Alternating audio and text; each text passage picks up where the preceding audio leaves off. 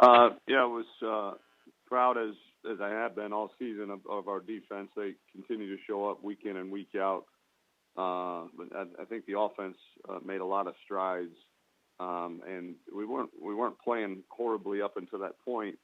But as evidenced in the Cincinnati game, just found a way to shoot ourselves in the foot at critical times, and thought the offense did a much better job of finishing drives.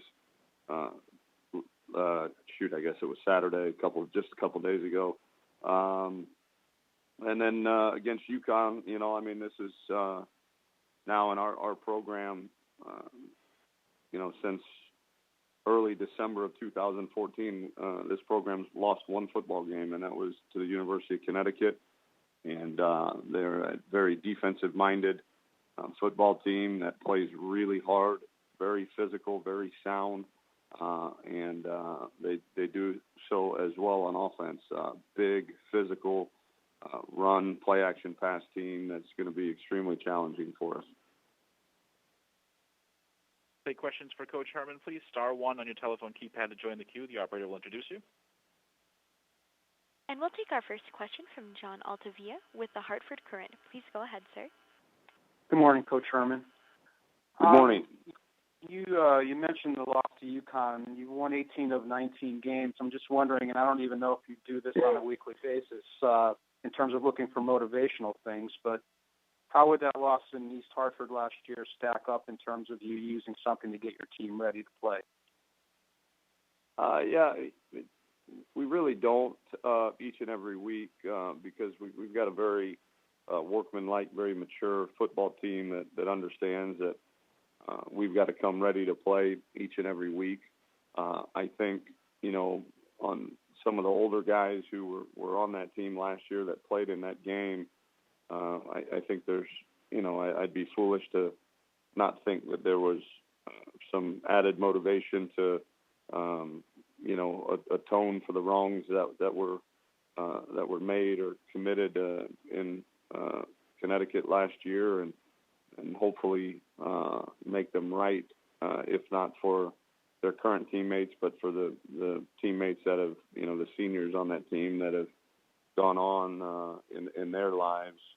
But we don't talk about it much, as a coaching staff, as an added motivation, certainly. But I'd be foolish to think that our kids aren't excited, to play UConn again, to maybe get a little bit of a chance at redemption. Thank you, Tom. Mm-hmm. And we'll take our next question from Dan Tortora with wakeupcalldt.com. Please go ahead, sir. Good morning, Coach. How are you? Good morning, Dan. I'm doing good. How are you? Doing well. Thanks for asking.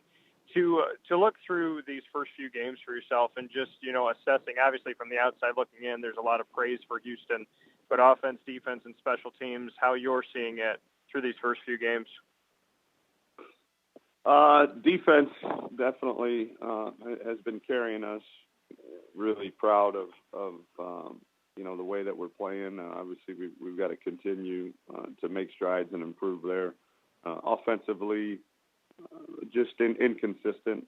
I think we're very up and down. It feels like we're big play, bad play, big play, bad play, bad play. It's very inconsistent. Up until the Texas State game, I felt like we developed a little bit of a rhythm and a little bit of consistency there, and hopefully that can carry over this week. And then special teams, our kickoff return team has been doing well, but beyond that, I'd say, just average.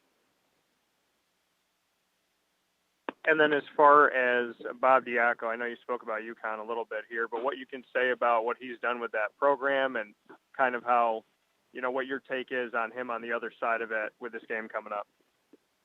Yeah, tremendous coach. Has done wonders for that program. Went to a bowl game last year, I believe, in just his second year.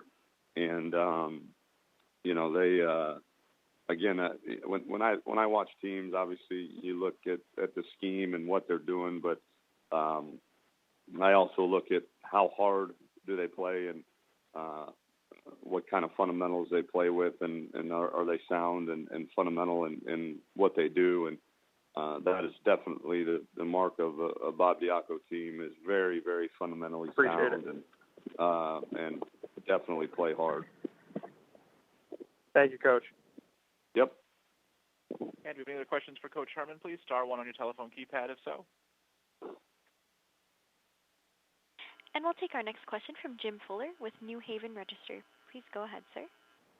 Yes, Coach. If you could look back a little bit to that UConn game, what you saw from your end of things that maybe wasn't working for your team, that what went wrong? I know Greg was not very limited, and your linebacker was ejected kind of early. But what did you see from your team that maybe you hadn't seen the rest of the year?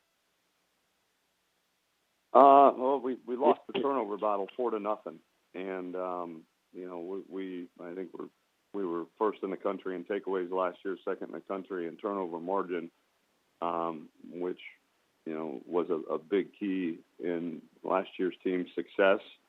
And when you go on the road, play a good team, and you lose the turnover battle 4-0, that's usually not going to end very well. And so we've got to hold on to the football. We dropped some balls. We didn't make as many plays as we should have. And then from a coaching standpoint, I think we gave up a couple big plays on defense. Played pretty good for the most part, save for a couple big plays. And then offensively, tried to with Greg out, tried to lean on our run game a little bit, and probably got a little stubborn there on offense. They're very, very difficult to run the ball against, big physical guys up front that are tough to move around. And the two big takeaways are, obviously we got to win the turnover battle and not lose it. You lose the turnover battle 4-0 and you're still driving with a chance to tie the game up. That means that you did probably a lot of things fairly good, but when you keep turning the ball over like that, you're not going to be in a position at the end of the game to win. My other question is, I talked to Greg Ward in Newport about the experience with the Manning passing camp. How much do you think that something like that helps a quarterback, coming into their next season, getting to throw in that setting? Yeah, I think not just the instruction that he gets, but just being around those guys, being around and not just the Manning brothers, but the other elite college quarterbacks in the country, and being able to pick their brain and kind of see their personality a little bit, and then just talk to them about how they prepare and how they go about their business, I think is really educational for Greg. And anytime he has an opportunity to do something like that, I think he comes out better because of it.